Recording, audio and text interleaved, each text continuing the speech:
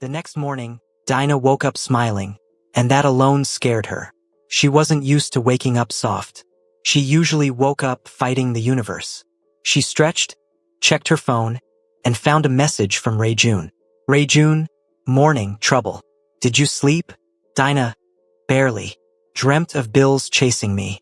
Ray June, I'll pay them. Dinah, don't tempt me, Appa. I'm fragile. She grinned and rolled over on her bed. Lord, this man wants me to fall for him properly. Her followers were still flooding her last post with comments. She was trending again, the melanin queen of soul. People were obsessed with her fashion, her boldness, her mysterious rich boyfriend, who appeared in one blurry shot from the dinner. Dinah looked at that photo and smiled. He was turned away, but his tattoo peeked out from his sleeve. He really fine though, she whispered.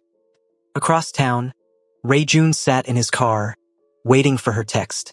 His men were briefing him about business, but he was only half listening. Boss, one of them said cautiously, we heard rumors. Someone's spreading lies about you online. He frowned. Lies? Yes. A gossip account said you're dating a fake influencer who uses people for clout. Ray June's jaw tightened. Find who started it. He didn't have to guess long, because at that very moment, Minna was in her office, flawless in a cream suit, sipping coffee as she watched the chaos she'd created unfold. Her assistant whispered, Ma'am, the story's blowing up.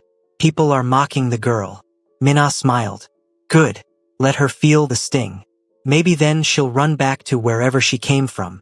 She had bribed a small blogger to leak fake screenshots claiming Dinah had been messaging multiple rich men, pretending to be single. Within hours, the internet was on fire. She's lying again. Fake luxury girl caught. Poor foreigner pretending to be a millionaire's girlfriend. Dinah was still brushing her teeth when her phone exploded with notifications. What's going on? She muttered, opening the posts. Her smile faded. Her photos were everywhere. Twisted, mocked, and captioned with lies. Her hands shook. Who would do this? Just then, her phone rang. It was Ray June. Dinah, don't read anything, he said immediately. It's all fake. She tried to laugh. Fake? You sure it's not karma for lying too much? Dinah, she sighed, sitting down on her couch. I'm fine. I'm used to people talking nonsense. I just didn't want it to reach you. It doesn't change how I see you, he said firmly. I know who you are. That made her eyes sting. You sure?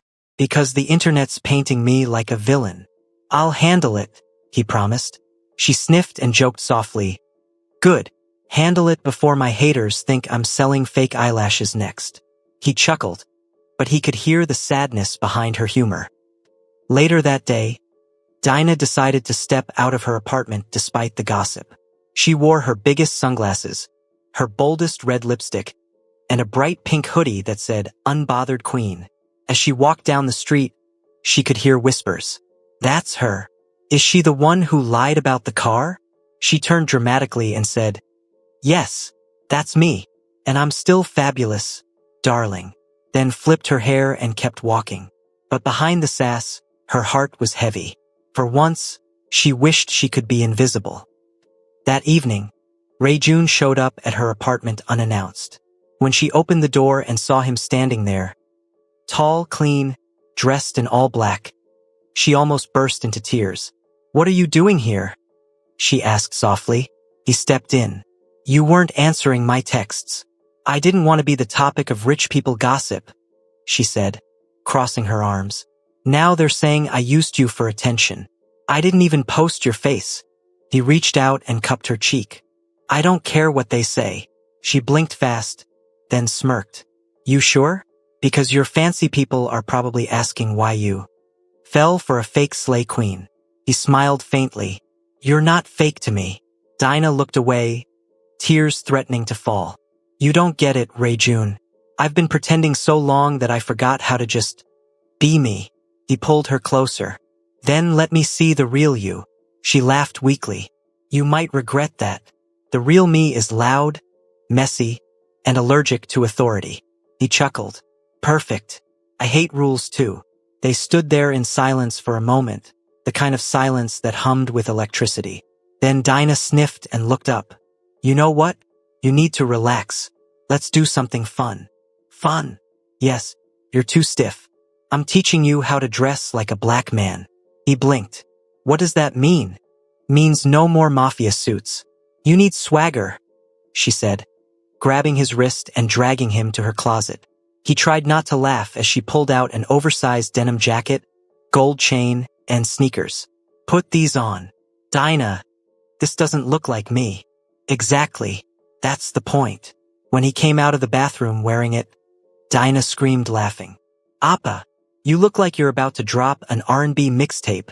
He looked in the mirror, surprised. Actually, it feels good. Of course it does. You look finny, she teased, snapping pictures.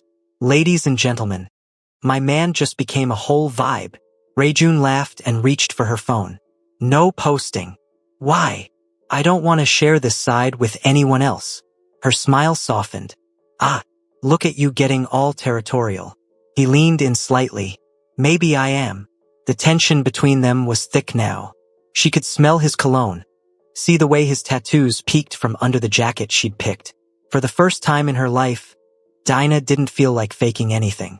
She felt seen. Meanwhile, across the city, Minna sat with her phone, scrolling through comments. Her eyes narrowed when she saw a new picture of Rayjun, dressed differently, happier, laughing. Who does she think she is? She whispered. Bitterly. Her assistant said cautiously, Ma'am, maybe you should let it go. The boss seems serious about her. Minna's expression darkened. If he's serious, then I'll make her a memory. That night, Dinah and Rayjun sat by her small balcony eating noodles from paper cups. She had her legs on his lap. He was looking at the stars. You know, she said, for a scary mafia man, you're soft. He smiled. Only with you. She laughed. Be careful. You're about to make me catch feelings again. Then don't fight it, he said simply. She turned and looked at him. Really looked. And for once, her jokes failed her. Rayjun, she said softly. You scare me. Why? Because I'm not used to people staying. He took her hand gently. Then I'll teach you how it feels. Her lips parted slightly, her heart racing. And what if I mess up? Then I'll be here when you do. She smiled through watery eyes. You're too calm for a man with tattoos. He chuckled. You're too dramatic for a woman who pretends not to care. They both laughed, a sound that felt like healing. As the night deepened, Dinah leaned on his shoulder. The city lights shimmered below them. Everything felt perfect. But somewhere far away, Minna was already putting her plan in motion. And before dawn, the same gossip account that had ruined Dinah's morning posted another headline. Who is the black girl controlling Seoul's most dangerous man? This time, the storm wouldn't just be online. It was coming straight for her heart. The night was too quiet for Seoul. Even the air felt like it was holding its breath. Dinah sat in Ray's car, tapping her Stanley cup against the console and mumbling to herself. She had agreed to hang out after work, but her mind was racing. Something about Ray didn't fit into any of the little boxes she used for people. He got a call, murmured something in Korean that sounded rough, then parked near the river. Stay here, he said. His tone was calm, but it wasn't the voice he used when they joked around. It was colder, steadier. Dinah tried to laugh it off. You're not gonna go do some fast and furious deal out there, right? He only gave her that faint smile that made her feel warm and nervous at the same time. Then he stepped out. Through the windshield, she saw him meet a group of men in dark coats. They bowed. One handed him a briefcase. Another kept looking over his shoulder like he expected trouble. And there was Ray, unmoving, composed, his face unreadable under the streetlight. It hit her like a wave. He was Mafia, not in the movie way, real, sharp, dangerous. Her breath caught. Every joke she'd ever made about dating a bad boy suddenly felt ridiculous. Then one of the men shouted something, and everyone froze. Ray turned slightly, his eyes narrowing. The streetlight caught the edge of a tattoo climbing up his neck. Dinah's stomach nodded. She ducked, but he'd already seen her watching. For a heartbeat, they just stared through the glass. Her eyes wide with fear, his softening with something close to apology. He walked back slowly. When he opened the door, she flinched. "Dinah," he said quietly. "You weren't supposed to see that." She folded her arms, trying to sound bold. "Well, excuse me for having eyes, Mr. Mystery Man. What was that, a book club meeting?" Ray let out a breath that was half a laugh. "I told you I'm not a normal man." "Yeah, no kidding," she said, voice trembling even though she tried to hide it. "You got half of soul." Bowing to you like you're in some K-drama finale. He crouched beside her seat. "If you're scared, say so." She met his gaze. "Of course I'm scared.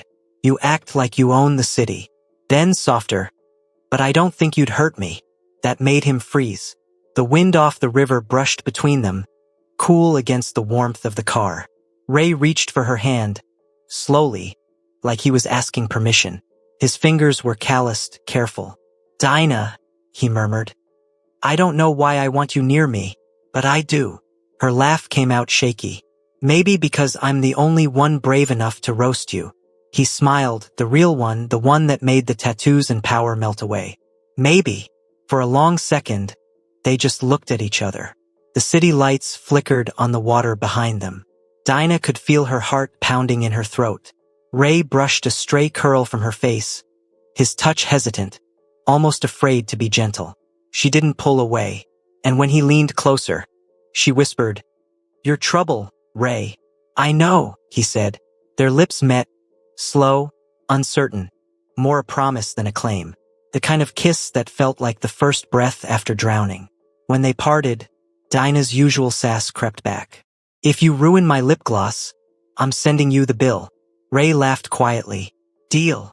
Outside, the city kept moving, unaware that a small, unlikely story had just begun between a reckless girl who faked everything and the Mafia man who suddenly wanted something real. Morning in Seoul came with soft light spilling through the curtains and the smell of instant coffee. Dinah was still curled on Ray's couch, wrapped in a huge hoodie that clearly wasn't hers. She blinked at the clock and groaned.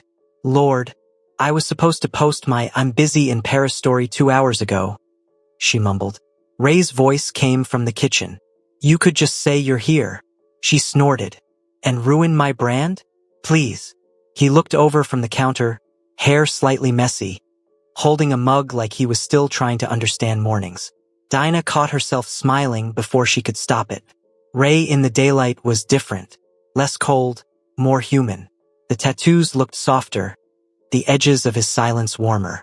For a man who'd once told her emotions were a liability, he looked surprisingly gentle as he poured her coffee. "Why do you always make that face?" she asked. "What face?" "That one like you're solving a murder in your head while brewing coffee." He chuckled. "Habit." Dinah stretched, the oversized sleeves covering her hands. "Habit's cute on you." He raised an eyebrow. "Cute. Don't push it, boss man," she said, hiding a grin. They sat at the small kitchen table. For a few minutes, there was just the sound of spoons against mugs and the city waking up outside. Dinah scrolled through her phone and sighed. "You know what's weird? People think I'm winning. They think I'm living this big, rich, fancy life. But it's all filters, captions, and lighting. I'm tired." Ray studied her quietly. "Then stop pretending." She laughed without humor.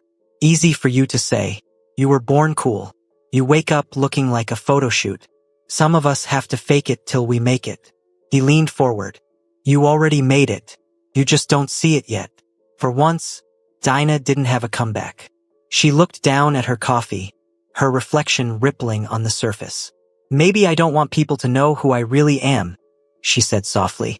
"Because if they do, they'll stop caring." Ray reached over, brushing his thumb lightly across her knuckles. It was such a small gesture, but it felt like the world slowed down around it. Then they were never real. She met his eyes, and for the first time she didn't feel the need to joke. Later that day, Ray had to meet one of his men. A quiet, lean guy named Miho who seemed to appear out of thin air. Dinah insisted on tagging along. "You can't keep hiding your Batman life from me," she teased. Miho tried not to stare, clearly not used to anyone talking to Ray like that. "Boss," he murmured. "Is she?" "She's Dinah," Ray said simply. That was enough. They met in a rooftop garden overlooking the city. The wind played with Dinah's curls as she leaned on the railing. You know, if this Mafia thing fails, you could make a killing as a tour guide. Ray smirked. This isn't exactly a tourist spot. Exactly. Exclusive. She winked. Miho cleared his throat, half amused, half nervous. Boss, about the shipment. Handle it, Ray said, eyes never leaving Dinah. No mistakes. When Miho left, Dinah turned to him. Do you ever get tired of being the scary guy? He looked at her for a long moment. Sometimes. But power is safety, Dinah. It keeps people I care about alive. Her heart stuttered. You mean me?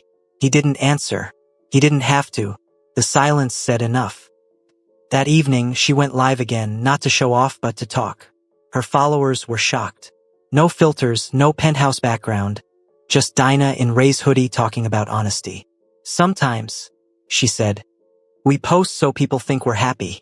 But happiness doesn't need likes. It needs peace. The comments exploded. Some people laughed. Some cried. Ray watched quietly from across the room, seeing her become the woman she was meant to be. When she ended the live, she looked at him. You're staring, she teased. He smiled. You're glowing. Stop, you'll make me blush. Black girls don't blush cute. You do, he said. She froze, unsure what to do with the warmth in his voice. So she did what Dinah always did, made a joke. If you keep saying things like that, I might start thinking you're soft. He stepped closer, slow enough for her to notice the carefulness in his movement. Maybe I am, he said quietly. She tilted her head up. And what happens if you are? He brushed a curl from her cheek, his voice low. Then you'll be the only one who ever saw it. The space between them disappeared. He kissed her, gentle, deliberate, the kind of kiss that felt like a question and an answer all at once. When they parted, Dinah grinned. I swear, if I end up catching feelings, it's your fault. Ray's laugh rumbled low. Then blame me forever. That night, as they drove through the glowing streets, Dinah looked out the window and thought about her life. The fake pictures, the borrowed happiness, the lies she'd told to survive. And for the first time, she didn't feel like pretending anymore. She reached for Ray's hand across the console. He squeezed it once, steady and sure. In that simple silence, with city lights blurring past and his fingers locked with hers, Dinah finally realized what peace actually felt like. The night came wrapped in rain. Seoul streets shimmered under the lights, every drop like silver falling through the dark. Dinah loved the rain, usually, but tonight it made the world feel smaller, tighter. She had spent the afternoon laughing with Ray in his car, arguing over playlists. Now she was alone in her tiny apartment again, brushing out her curls, scrolling through comments on her latest honest post. The live she'd done in his hoodie had gone viral. People were calling her the realest girl in Seoul. For once, she hadn't faked a thing. Her phone buzzed. Ray, stay inside tonight. Dinah frowned. What kind of Batman message is that? She typed. A minute later he replied, please. Something in that word made her heart stumble. She looked around her small apartment. Bare walls, tiny kitchen, the sound of water tapping the window. Then came a knock. Not a polite one. 3 heavy, deliberate knocks. Dinah froze. Nope, she whispered. Not today, Satan. But the knocking came again. She peeked through the peephole and saw 2 men in black coats. No faces she knew. They didn't look like neighbors, and they definitely didn't look like delivery guys. Her instincts kicked in. She grabbed her phone and whispered, Ray, someone's at my door. Don't open it, he said. His voice was suddenly different, low, commanding. I'm on my way. The next 5 minutes felt like 5 years. Dinah's mind ran wild. Maybe they just want directions. Or maybe this is it. I'm about to star in a true crime documentary called The Girl Who Mocked the Mafia. Then she heard footsteps in the hallway, louder, closer, and Ray's voice outside. Leave, he said in Korean. The tone was ice. When she finally dared to crack the door, the 2 strangers were already backing away, heads down. Ray stood in the rain, coat half soaked, eyes fierce. Are you okay? He asked. She nodded, then burst out. Okay? I nearly called the Pope. Who were they? He didn't answer. Instead, he stepped inside, checking the windows, the locks, the stairway. His movements were precise, practiced. "Someone's watching you," he said finally. "It's about me." They wanted to send a message. Dinah's knees went weak, but her mouth still worked. A message? Tell them to use email like normal people. Ray almost smiled, but the tension didn't leave his eyes. "I'll keep guards near you." "Oh, so now I get a personal security team? Great. I'll start charging appearance fees." "Dinah."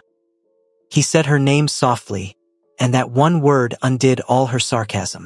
She looked up at him, at the rain on his hair, the worry on his face, and felt a sudden, strange calm. "You're scared," she said quietly. "Not for you. For me." He hesitated. Yes, that was the first time he'd admitted fear of any kind. Without thinking, she reached out, wiping a drop of rain from his cheek. "Then don't send guards. Stay." For a heartbeat, he just looked at her, the storm reflecting in his eyes. Then he nodded. The night stretched on. They sat together on her worn-out sofa, the city humming beyond the window. Ray talked more than he ever had, about growing up in Busan, about losing friends, about building walls around himself. Dinah listened, chin resting on her knees. "You ever get tired of being strong?" she asked. "All the time." "Then let me be strong for you sometimes." That simple sentence hit him harder than any confession could. He looked at her, really looked, at the girl who once lived through lies just to feel seen, now sitting before him with nothing to prove. "You already are," he said. They fell quiet again, and in that silence, something beautiful unfolded. Not fireworks, not drama, just two tired souls finding rest in each other's company. Dinah leaned her head on his shoulder.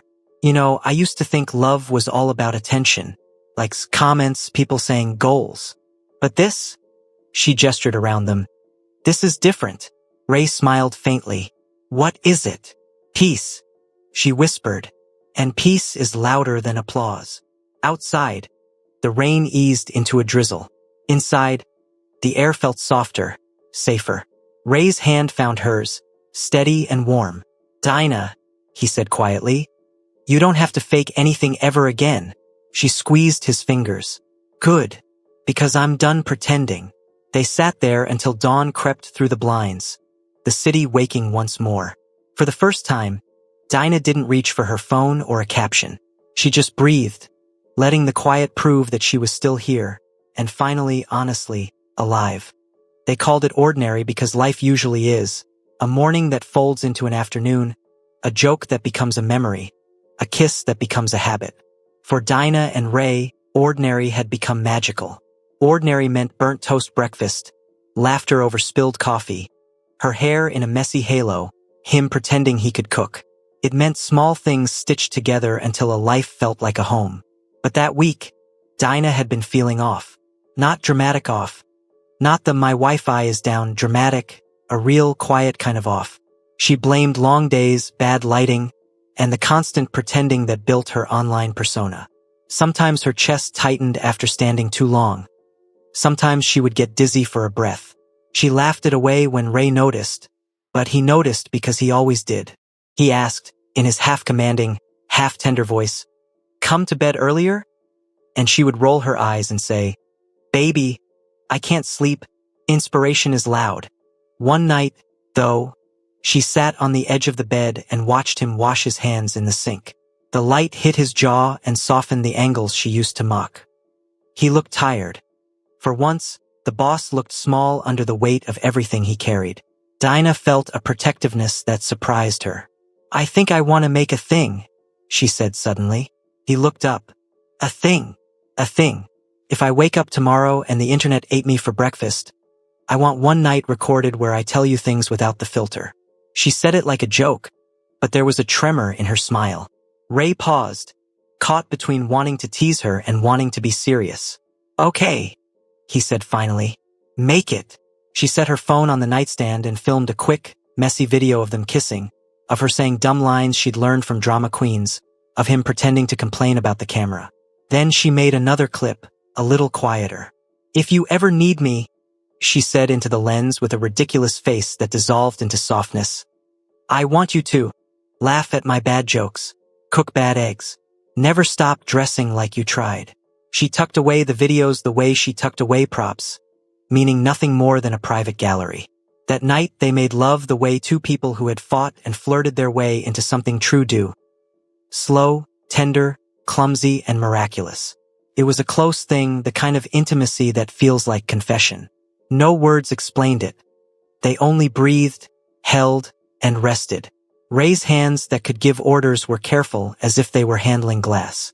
Dinah's laughter came in broken little bursts between the quiet. When it was done, they lay awake, fingers laced, watching the city pulse beyond the curtains. She slept on his chest. He hummed until she drifted deeper, and for a long time he thought about promises he hadn't learned to keep. Not to power, not to men, but to the person beside him who dared to be loud in a world that expected silence. At 3 a.m, Ray woke to a small sound. Not a cry, not a gasp, just the little hitch you make in your sleep when something is wrong. He blinked. Dinah's breath had slowed. He prodded her, deeper now, and felt the weight of her head, the smallness of her hands. He called her name softly. No answer. Panic hit like cold wind. He checked pulses the way he had been taught for other reasons in other lives. Her pulse was faint, then fading. The rest of that night is a blur in his mind. Driving like a man who had never cared what speed meant. The sirens that seemed distant and impotent. The sterile lights in the hospital that felt obscene against the memory of her hoodie and her laughter. The doctors moved with professional calm.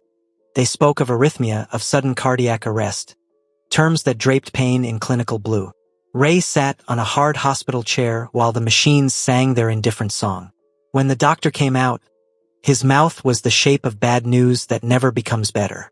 We did everything, he said gently. We're so sorry. Words tumbled from Ray then, not prayers, not opening to prayers, just the sharp edges of a man who had always believed he could control storms. He could not control this. When he finally was allowed into the small room where she lay, the world felt obscene for continuing. Dinah's hair fanned around her face, and even still, a smile seemed to hover in the corner of her mouth as if she'd been mid-laugh. Her phone was on the bedside table. On its screen, the videos she had hidden were there like a small, honest shrine. He watched them in silence. In the first, she teased him, saying, "Promise you'll still hug me like I'm the last human on earth." In the last, quieter ones, she left things that were not planned for death but became gifts for it. A laugh, an apology for the way she'd pushed him away sometimes, a silly instruction to buy a ridiculous pink kettle if he ever wanted to. She told him to keep dressing colorfully. She told him to marry warmth, not fear. She told him, finally, to stop being the man who built walls around everyone he loved. If she had felt that something was wrong, maybe a weird dizziness, she'd laughed off. She had also loved loudly enough to put her truth in pixels, like seeds that would grow into memory. That is how he found the letter she had left. Not a plan for death, but a small, bold set of reminders for the man who would live on. The funeral was not the cinematic trial he hated in the news. It was small. A rented hall, a few of her friends from the market, 1 or 2 of his men who had once been children in his world and were now men who cried. The neighbors who remembered the woman who'd smiled at kids and argued loudly with taxi drivers came. Her followers, thousands of faces who had loved her filters and laughed at her roasts, came in numbers that made the room feel like a strange, modern church. Ray did not grieve in public in the way people expected. Grief is not a performance. It is private and ugly and intimate. He found himself in the quiet places he had built for business. Alone in his office at an absurd hour, watching small clips of her, learning the cadence of her laugh as if it were a language he had never bothered to study. He closed the company for a week. He answered nothing. He went to her tiny apartment and sat on the floor with her old ring light, the broken one she used to make penthouse illusions, and he wept like a man who had always thought he had no soft parts left. But grief also moved him. He could not undo what had happened. He could, however, let the rest of her life become something larger than a caption. He set up a foundation in her name, not because charity cleanses guilt, but because she had joked once about helping girls get slay without lies. The Dinah Dream Fund started with seed money from Ray, then from those who loved Dinah, then from strangers who wanted to honor the woman who had been unapologetically loud. The fund helped women with small businesses, photography classes, microloans, and studio time. Photographers who'd been touched by her energy donated lessons. The thrift stores she'd loved hosted pop-ups teaching fashion as confidence, not cost. People said it softened Ray. They were not wrong. He learned to laugh again. A strange sound that did not belong to the old ice boss but to a man remade by loss. He kept her phone on his desk and sometimes, late at night, he watched the videos until the words were etched into him. Live loud, love hard, rest later. Months after the funeral, Ray visited the riverside where they had sat on a night of thrift market fries and cheap ice cream. He sat where they had taken pictures, and with him he had a small camera shaped like the charm she'd once joked about wanting. He took photographs of the places she loved, the market stalls, the cheap noodle shop, the bench under the cherry tree, and sent them to the foundation's newsletter with simple captions. The last picture he took that day was of an empty red car under a cherry tree. He posted it with one line, "For Dinah, who taught me how to be seen." It was bittersweet because it held both the beauty of what they had and the impossibility of keeping it. The story did not have neat justice. It had, instead, a hard, honest ending. A woman who had faked luxury to survive, who found love that made her stop pretending, and a man who learned to warm under sunlight and then had to carry that warmth alone. On quiet nights, Ray would still stand on the penthouse balcony, look at the city, and say her name aloud. The sound of it stitched him back together in ways no money ever could. He kept the promise she hadn't asked for but had left nonetheless. He never went back to being cold. He wore brighter colors, small rebellions Dinah would have loved. He opened a window in his office and let music play in the quiet moments. He laughed when he remembered the way she'd taught him street slang. He let her laugh echo in the rooms she'd walked in. Dinah's life had been a collage of filters and fearless postures, edits and loud captions. But the real thing she left behind, the real picture that stayed, was not a photo. It was the way she made a man used to darkness learn to live in color. That was the truest, most painful, sweetest legacy of all. Hello besties, in this sweet story we learned that true love isn't about luxury or looks, it's about being real. Dina faked her life online but Ray loved the truth. In the end, she taught him that power means nothing without love, and love means nothing without honesty. Thank you so much for watching. Kindly like, subscribe and share.